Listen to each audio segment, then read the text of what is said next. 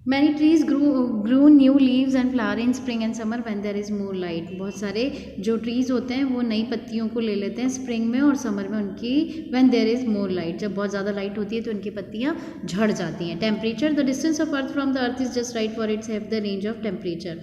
जो डिस्टेंस होता है सन का वो भी टेम्परेचर को इफेक्ट करता है और वहाँ की लिविंग ऑर्गेनिज्म को भी इफेक्ट करता है। Temperature to determine the life from inhabited area, some organism prefer a cold climate. वो ऑर्गेनिज्म जिनको कम सन की, जब कोल्ड क्लाइमेट चुनते हैं, और कुछ ऐसे होते हैं जो हॉट क्लाइमेट को चुनते हैं, और कुछ एनिमल ऐसे होते हैं जो मॉडरेट क्लाइमेट को चुनते हैं। दस the distribution of plants and animals over the earth depend on the range of temperature. किस पर डिपेंड करता है? टेम्परेचर की रेंज पर डिपेंड करता है। In different region, in other word, the time the plant and animal found in a particular region depend on the range of temperature in that region पे depend करेगा कि वहाँ के temperature कैसा है और उसी के according वहाँ की habitat होगी। Temperature varies according to season and this variation influence the behavior on activity of organisms. In cold climate, plant shade there leaves in ottoman. Plant जो कोल्ड क्लाइमेट होगा उसमें प्लांट्स अपनी पत्तियों को ऑटम में छोड़ देते हैं। Frog, snake, lizard remain under goes the slip through out winter. Winters में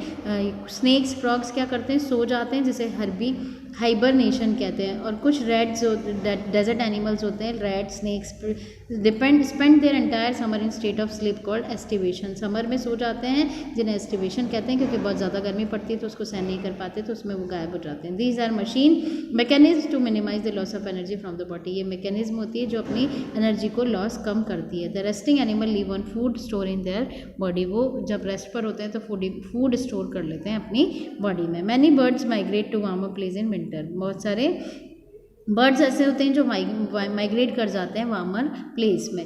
the soil, the top layer of the earth crust on the which plant grow in called soil. Top most layer जो होती है जिसमें plant grow करते हैं उसे soil बोलते हैं। Being the store house of mineral and water for plant, soil determine the type of vegetation a place has and since animal depend on plants for food, it also determine the kind of animal living place. उस soil पर भी depend करता है कि वहाँ के लोग क्या रहते हैं, किस तरीके से एनिमल्स और प्लांट्स उस पर सर्वाइव करते हैं। फर्टाइल लोमी, अगर फर्टाइल लैंड है तो वहाँ पर पॉपुलेशन ज़्यादा होगी, अगर फर्टाइल लैंड नहीं है तो वहाँ पर पॉपुलेशन कम होगी। यही रीज़न है कि डेजर्ट में क्या होता है कि प्लांट्स ग्रो नहीं कर पाते तो वहाँ पर वेजिटेशन भी कम है, तो वहाँ पर एनिमल्स और प्लांट्स भी can not support a rich variety of animals की वैरायटी नहीं है। अब है interaction between various component. The biotic and abiotic component of an ecosystem can continuously interact करते हैं एक दूसरे को। abiotic इन्फ्लुएंस करते हैं बायोटिक को और बायोटिक भी इन्फ्लुएंस करते हैं अबायोटिक को। तो water vapour and water heat, wind involve in forming and carrying soil, member of the living world to depend on each other. ये एक दूसरे पर डिपेंड होते हैं। You already know that living being depend on their physical और abiotic environment for survival के लिए किस पर डिपेंड होते हैं? अबायोटिक फैक्टर पे। But the interaction between living being and their physical surrounding is not just one way. if they take from their surrounding they also return, तो वो वापस भी आ जाते हैं। interaction between biotic and abiotic component, most organisms take oxygen from the air से oxygen लेते हैं, carbon dioxide लेते हैं, रेस्पिरेशन बाहर निकालते हैं और रेस्पिरेशन के प्रोसेस में डिकम्पोजर क्या करते हैं? कार्बन डाइऑक्साइड को ब्रेक डाउन करने में यूज़ करते हैं ऑर्गेनिज्म को, और उसकी वेस्ट को कार्बन डाइऑक्साइड से क्या करते हैं? ब्रेक डाउन करते हैं। These process would be cause an imbalance in the composition of air and had it not been for process of photosynthesis. अगर फोटोसिंथेसिस नहीं होता तो कार्बन डाइऑक्साइड बहुत ज़्यादा बढ़ जाती। By using carbon dioxide and releasing oxygen, plant help to maintain rich composition of air. Plant क्या करते हैं? मेंटेन करते हैं किसका? एयर का composition. Similarly nitrogen which is taken away from the air, जिस नाइट्रोजन जो किससे ली जाती है? एयर से ली जाती है। And use by the living bird, जो लिविंग बर्ड से भी यूज़ की जाती है, is return to the air, air में रिटर्न कर दी जाती है by some microorganism of the soil. किसमें?